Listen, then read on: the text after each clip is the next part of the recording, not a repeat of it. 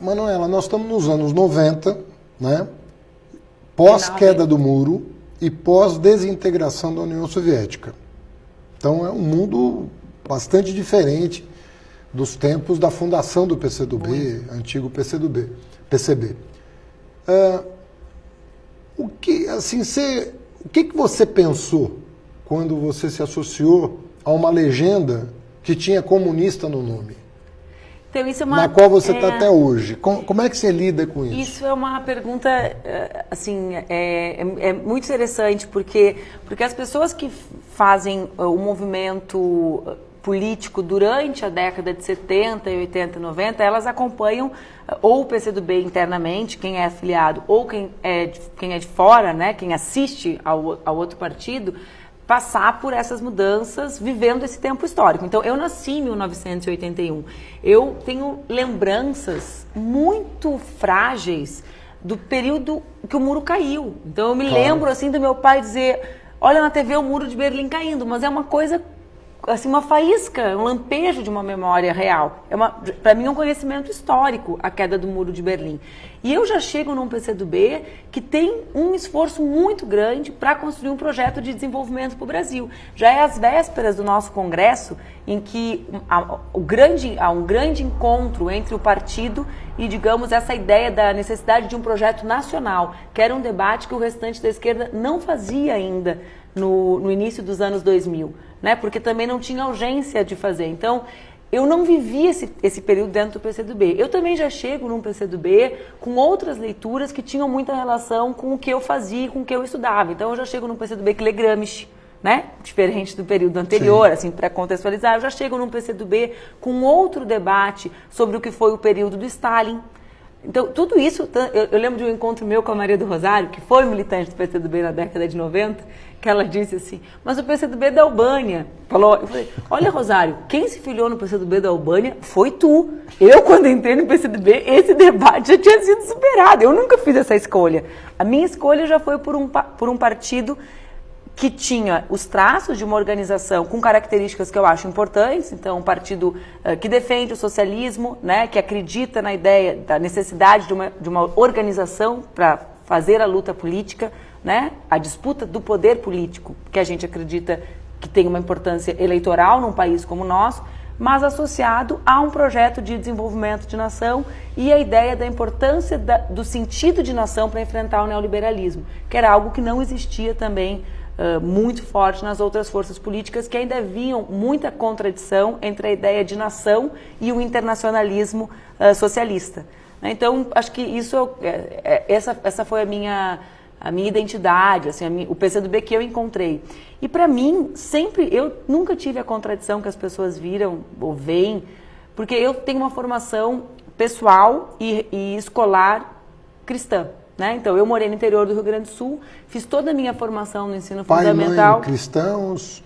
Mãe mais que pai, mas os dois. A família do meu pai é profundamente religiosa e católica. Meu avô, que faleceu agora, nunca. Imagina se algum Natal ele passaria sem ir à missa do Galo, ou algum domingo sem estar na missa. Ah, quer dizer, tradição com a tradição forte. De família do interior do Rio Grande do Sul, né, da fronteira, com meu avô fazendo isso, e estudei nas escolas que existiam nas minhas cidades, que eram as escolas de freira. E para mim, sempre foi... Você fez ensino fundamental e médio? E médio em luteranos, que era a escola de alemão, e fundamental em escola católica. Escola de freira, E para mim sempre foi uma transição muito também natural a compreensão de que os valores que eu aprendi ali, não a doutrina, né, não só filosófica, mas os valores cristãos eram os valores que eu defendia politicamente. Ou seja, que são muito próximos da Declaração Universal dos Direitos Humanos. Eu não consigo compreender como alguém pode se reivindicar cristão sem enxergar o Novo Testamento como a primeira grande obra de afirmação dos direitos humanos da humanidade. Quer dizer, a ideia de todos são iguais diante de Deus, numa sociedade que tinha imperador, que negro era escravo, que mulher não existia, ao grau de revolucionário que é isso. Até hoje, hoje não são todos iguais diante do Estado. Imagina dizer que Deus maravilhoso podia ser esse, que via todos como iguais. Isso 2000 anos atrás. 2000 anos e 19, né? Lá no início do cristão, assim, para mim o cristianismo sempre teve relação com com os objetivos pelos quais eu lutava. né? Porque acho que a gente sofistica muito, Haddad, a ideia de a escolha política, né? O Lukács falava, no fundo, as nossas escolhas, elas têm uma origem que são relacionadas a valores humanistas. A gente vai lapidando isso para encontrar a teoria em que nós acreditamos que será o caminho para percorrer para chegar naquilo. Mas o que fez eu virar militante foi empatia. Eu me lembro do menino de rua da minha cidade do interior que eu não entendia porque que ele morava na rua, por que ele mora na rua e eu não. Né? Que são valores próximos, na minha interpretação, aos direitos humanos, que também são muito próximos dos valores cristãos com os quais eu fui educada, criada. Se eu estou te entendendo bem, assim, para além desses rótulos que permanecem de alguma maneira, né? Social-democrata, trabalhista, socialista, comunista, no fundo você acredita que existe um campo de força que representa o respeito à dignidade humana, a construção de uma sociedade mais solidária, com a qual você se identifica, e a tua porta de entrada para esse campo foi o PCdoB. Isso, campo no sentido do Bourdieu mesmo, né? Campo político, assim. Campo político. E que a motivação para com que eu me sentisse dentro dele foram os valores humanistas. Né? Acho que existem uma diferença primária entre as pessoas que operam a política ou que pensam a política, que é aquelas que entendem que as pessoas todas têm direito à dignidade humana, e aquelas que acham que existem umas diferentes, melhores, com mais direitos que as outras. Aquelas que têm direito a acessar serviços e bens públicos e as outras que podem viver passando fome. Né? Ou que uma mãe tem o direito de ver a filha que recém completou 4 anos, como a minha, aprendendo a escrever, enquanto a outra mãe tem que enterrar a filha de 8 anos, como a mãe da Ágata. Tem gente que acha que isso é o normal. Eu nunca achei que isso fosse normal. E acho que isso é o que nos empurra, primeiramente, para dentro de um campo político. Depois nós fazemos a escolha do nosso instrumento de luta política lá dentro, que são as razões pelas quais nós fazemos a seleção do nosso partido, digamos assim, né? Ou do nosso movimento, onde a gente se enquadra ali dentro. Pelos parlamentos que você passou, você foi vereadora, deputada estadual e deputada federal. Isso. Ou seja, você percorreu as proporcionais todas. Existe respeito nos parlamentos brasileiros ao jovem que você foi e é até hoje, mas começou com 20 e poucos anos a vida pública, e a mulher em especial? Você sente uma evolução nesse quadro? O Brasil deixa a desejar em termos de participação feminina. Dos países, vamos dizer, ocidentais, é uma das piores, um dos piores indicadores em termos de participação feminina nos parlamentos e também nos cargos majoritários e tal. Você notou uma evolução para melhor? Você vê risco hoje? Está em risco, está em jogo? Porque também o brasileiro está votando em mulheres de direita, né? Aconteceu aqui em São Paulo, sobretudo, Você teve muito voto conservador em mulheres. Como é que você está vendo a situação, essa questão? Gênero / ideologia. Como é que isso funciona? Tem várias respostas para essa pergunta, né? Primeiro, a participação de mulheres na política, ela não é uma luta só do nosso campo político. Quem estuda, não é minha área de pesquisa, mas quem estuda a qualidade da democracia, por exemplo, né, sabe que não existe uma razão para que hajam mais homens de direita, por exemplo, no parlamento do que mulheres de direita, se a sociedade é constituída por mulheres e homens. Da mesma forma, a questão racial. Portanto, mulheres, tanto a questão de gênero, quanto a questão de raça, quanto a questão de orientação sexual, não são uma pauta da esquerda, ou não deveriam ser uma pauta da esquerda, embora sejamos nós os que mais levantam a participação desses segmentos no parlamento como elementos importantes para a vida democrática. Porque a democracia será mais intensa ou menos intensa, ou mais pujante ou menos pujante, se a sociedade estiver ali. Se não tem mulher no parlamento, a sociedade está subrepresentada. Mas acho que existem duas questões importantes assim na tua pergunta. Primeiro, que mudou muito, e mudou para muito melhor. Né? Eu tive 15 anos de mandato. Quando eu entrei, ou quando eu fui para Brasília, assim, que era um holofote já muito maior, porque o Parlamento Municipal, embora desvalorizem muito as câmaras, a Câmara de Porto Alegre, pelo menos para mim, foi uma experiência muito generosa, porque é muito perto da população, a população fiscaliza, eu já entrei como a mais votada, então tem uma espécie de blindagem das pessoas saberem quem tu é e estarem muito perto de quem sabe quem tu é. Então, o bafo é muito perto da nuca, para criarem rótulos artificiais para tentarem te estereotipar como algo que tu não é, né? Então é difícil dizer que eu era uma bonitinha na Câmara de Vereadores de Porto Alegre, comigo tendo uma trajetória no movimento estudantil. Quem que ia acreditar mesmo nisso? Ia ser um esforço em vão. Quando eu fui para Brasília, foi horrível, né? Então, se tu me perguntasse isso há 13 anos atrás, quando eu fui para Brasília, tem respeito com a mulher? Não tinha respeito nenhum, né? Todos os jornais me chamaram de musa, mesmo eu tendo sido a mulher mais votada da história do Rio Grande do Sul por 2 vezes, né? E entre mulheres e homens, inclusive, não só entre mulheres, e eles diziam que eu era bonita. E eu dizia que não queria ser bonita, e pessoas de esquerda e de direita me diziam que eu era uma chata, que não era um debate que eu tinha que fazer, porque afinal de contas, quem não queria ser bonito? Mas não é que eu não queira ser bonita, eu debato educação, eu tenho uma trajetória, eu não concorri a Miss, né? Então era assim, era um ambiente de baixíssimo debate sobre o que representava uma mulher de 25 anos dentro do parlamento, né? Pouquíssimo espaço, pouquíssimas brechas para que a juventude pudesse participar a partir de novas formas de tecnologia. Acho que isso melhorou muito. Hoje nós temos muitas mulheres, mesmo dentro dessas 77 eleitas, se a gente olha a composição, já são muito mais jovens. Tem muitas mulheres mais jovens, do nosso campo mesmo, né? Sim. Com uma pluralidade maior. Se está em risco, está em muito risco. Por que nós temos hoje a maior participação das mulheres no parlamento, na Câmara da história? Tem relação com o volume de mulheres mobilizadas e organizadas na sociedade brasileira? Óbvio que tem. A luta resulta em conquista eleitoral. Mas a gente também teve conquistas institucionais importantes. A gente aprovou as cotas, a gente viu que as cotas tinham pouco avanço, a gente vinculou recurso, a gente vinculou as fundações dos partidos serem obrigadas a fazer investimentos, os partidos serem obrigados a fazer investimento, e teve impacto, Haddad. Né? Dobrou, basicamente. Saiu de 40 para 77. Na eleição anterior tinha ido de 45 para 42. Por que eles focam tanto nisso? Por que eles tentam tanto deslegitimar, falar tanto de candidaturas de mulheres laranja? Olha, é evidente que teve uma ou outra distorção. Aliás, todas do lado de lá. Sim. Mas o central o resultado disso foi que mulheres entraram na política.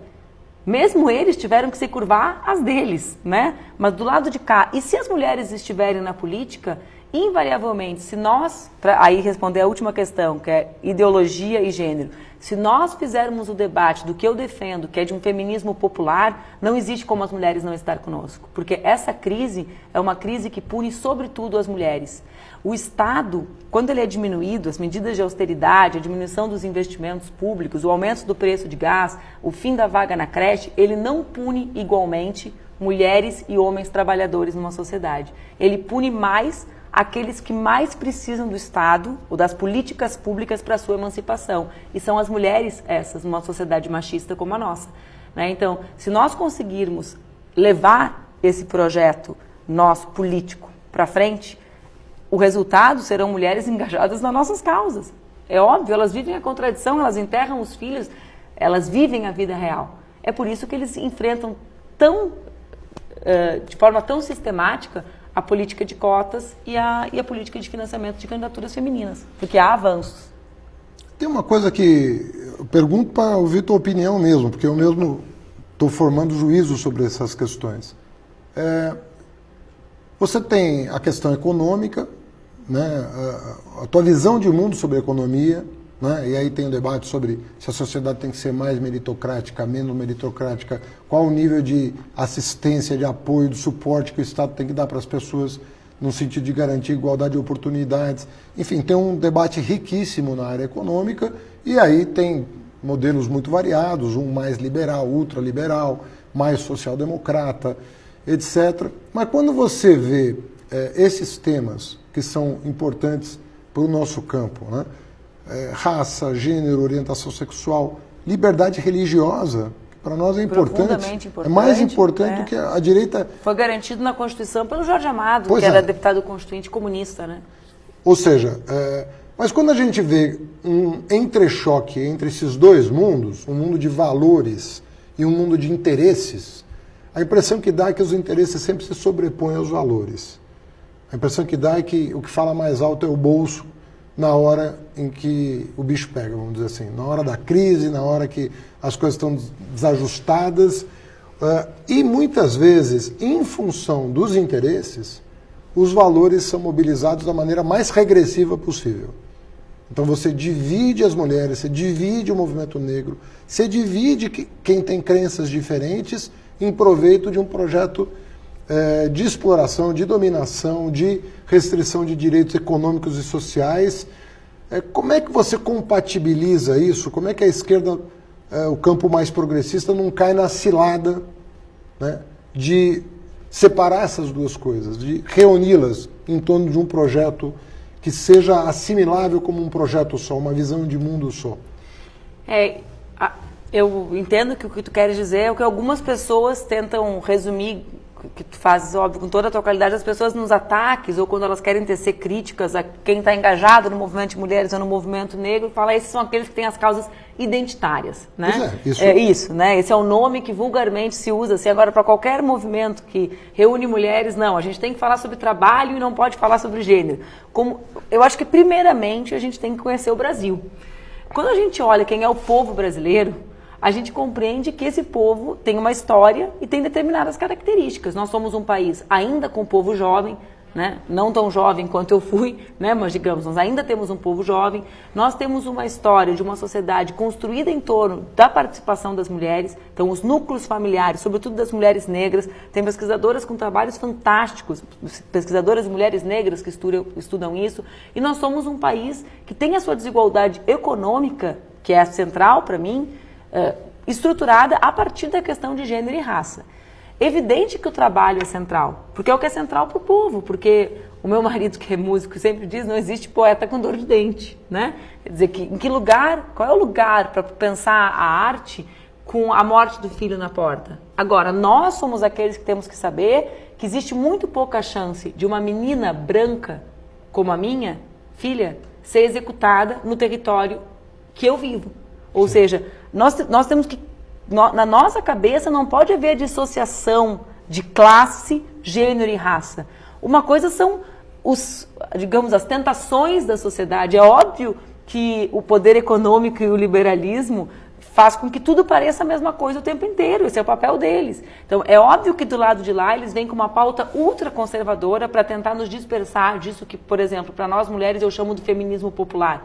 Vem com temas que não é que não sejam importantes, mas hierarquicamente, digamos assim, são menos. Então eu falo, por exemplo, um dos temas que é super importante para as mulheres, o tema do corpo, aceitação do corpo, autoestima. Isso tem relação com participação política, se a gente vai se expor ou não vai se expor. É óbvio que isso é importante, mas não existe espaço na vida de uma mulher que não tem onde deixar o filho, a creche, para pensar nesse assunto. Esse é um assunto que está subordinado às questões econômicas. Então, primeiro, eu tenho claro que a desigualdade brasileira é organizada a desigualdade econômica é organizada a partir de gênero e raça. As pesquisas mostram isso, a diferença salarial comprova isso, né? E isso, para mim, é o que, digamos, é o meu guia. Segundo, a professora Flávia Biroli, da UNB, ela aponta, digamos, um fio condutor, eu também não tenho a resposta definitiva, ela dá um fio condutor para as razões pelas quais eles estruturam o discurso absolutamente moralista e conservador, e aí tem até relação com o conteúdo das fake news depois, mas esse discurso aqui associado à pauta da diminuição do Estado. Ela inclusive resgata determinados discursos e textos da Thatcher. Quando a Thatcher dizia, não existe sociedade, existe família, existe o indivíduo e no máximo a família. Quem é a família? Quem sustenta, quem pode ser a estruturação, digamos assim, dessa família, senão uma mulher que volta para dentro de casa, né? Uhum. Então, tem, digamos, um sentido, essa onda... subjacente. Assim. Não é uma coisa, não há um paralelismo, na minha opinião, não são dois assuntos que andam aqui, como às vezes as pessoas falam, eles levantam a pauta moral para nos dispersar da econômica. Para mim, não. Para mim, essa pauta moral que tem dentro a destruição do conceito de direitos humanos, a quebra do conceito de empatia, né? Como diz a Lynn Hunt, a gente quebra a ideia de que o outro é igual a mim para justificar a necropolítica, o extermínio do outro, né? Então, eles pegam essa pauta aqui para justificar um programa econômico também. Ela é parte da agenda econômica deles, porque para diminuir o Estado, para não existir creche, para poder ter homeschool, precisa ter uma mãe trancada em casa. Alguém vai estar trancado dentro de casa. Sim. Quem vai ser? Vai ser uma mulher que está livre na rua com autoestima, cortando o cabelo do jeito que quer? Nem vai ser um professor particular. Nem vai ser um professor. Vai ser quem? Né? Quem vai ser que vai ficar ali trancado? Então tem que ser uma pessoa com valores. A fala daquele senhor que nós tivemos um atrito na eleição sobre as filhas. Sim. Né? Não deixei minhas filhas estudarem. Tem um conteúdo naquilo. Fala um pouco disso. Né? Está falando do Edir Macedo. Porque o que o Edir Macedo quer dizer quando ele fala aquilo? Né? As minhas filhas trancadas em casa, sem estudar, o tipo de marido. Vê bem, isso é um núcleo de um pensamento que justifica uma agenda econômica também. Ele teria proibido as filhas de chegar à universidade antes de casar. Exatamente, para que elas tivessem um determinado tipo de cabeça, que elas tivessem a cabeça formatada para um determinado tipo de relacionamento. Né? Foi o que ele falou. Então, não existe espaço com mulheres ou com pessoas livres. Não existe espaço para a inexistência de políticas públicas como eles defendem também, né? Não existe. As sociedades que eles dizem que se referenciam, o Reino Unido, debate com um Estado muito mais eficaz e mais robusto que o nosso nessas políticas que emancipam homens e mulheres, que permitem que eles estejam trabalhando e vivendo a vida, né? A gente aqui está só lutando para trabalhar ainda.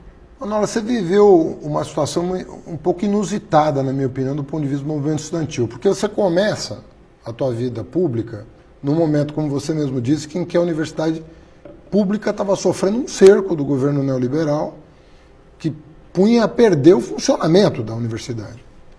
E pouco depois você viveu na política um período em que nunca se expandiu tanto a oportunidade de um filho de trabalhador, de um negro, de um pobre, chegar à universidade, pelo seu próprio mérito, pelo seu talento. Então você teve uma explosão de oportunidades no acesso à educação superior. Hoje, não só a maioria dos estudantes, por exemplo, das universidades federais, é composta de negros, como mesmo na pós-graduação, em cursos de alta demanda, a maioria de mulheres. Hoje as mulheres já são maioria até em medicina, na pós-graduação.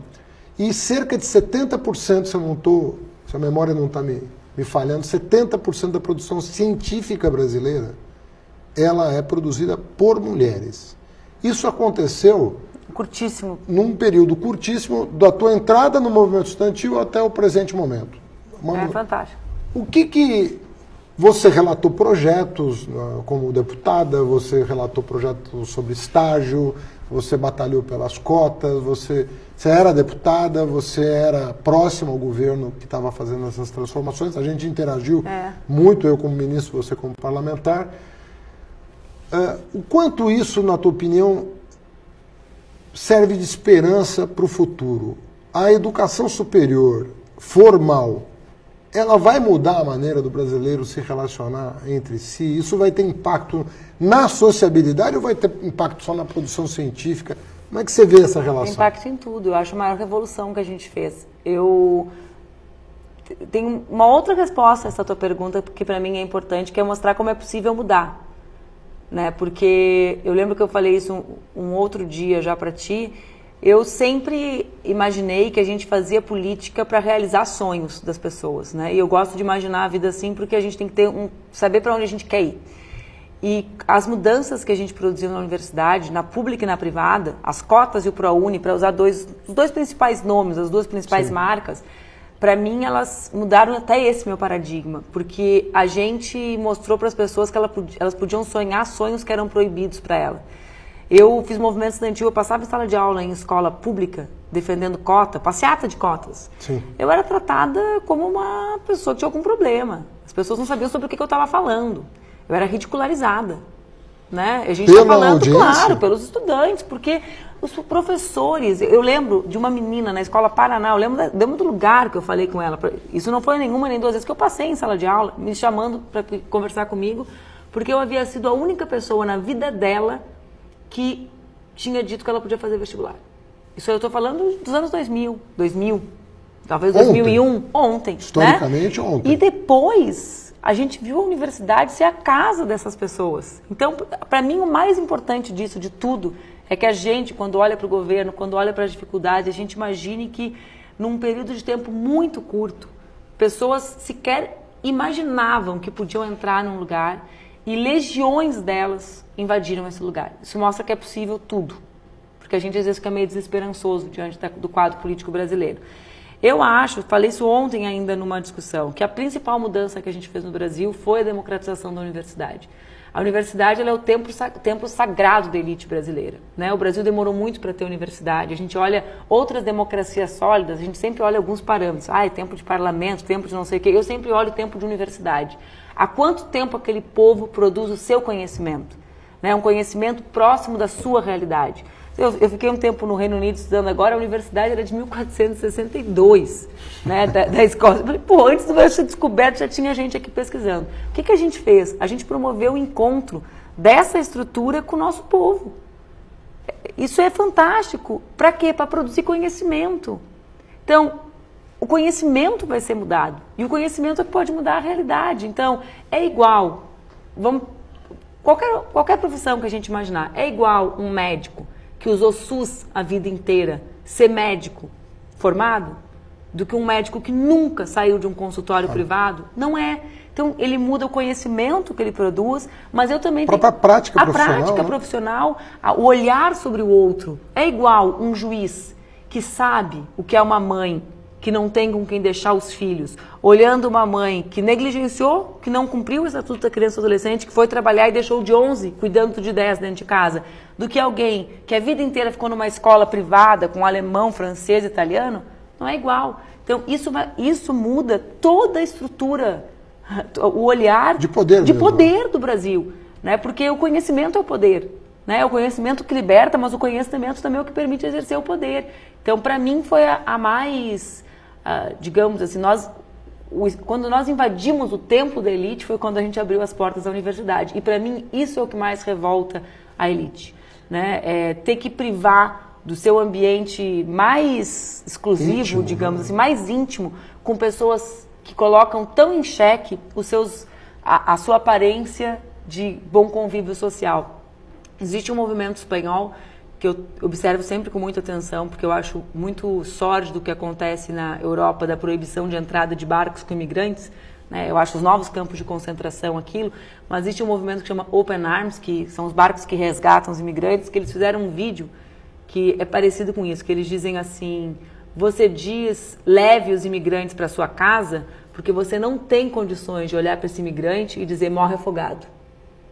Tu escolhe uma frase para disfarçar como tu é ruim por dentro. Olha para ti e diz a verdade. Então essas pessoas, elas ficavam ali presas, fazendo de conta que estava tudo certo. E elas foram também obrigadas a se deparar com a realidade de quem elas são e com a realidade da desigualdade social brasileira, que é muito cruel, né? Então cai também os mitos que giram em torno da elite que já frequentava a universidade.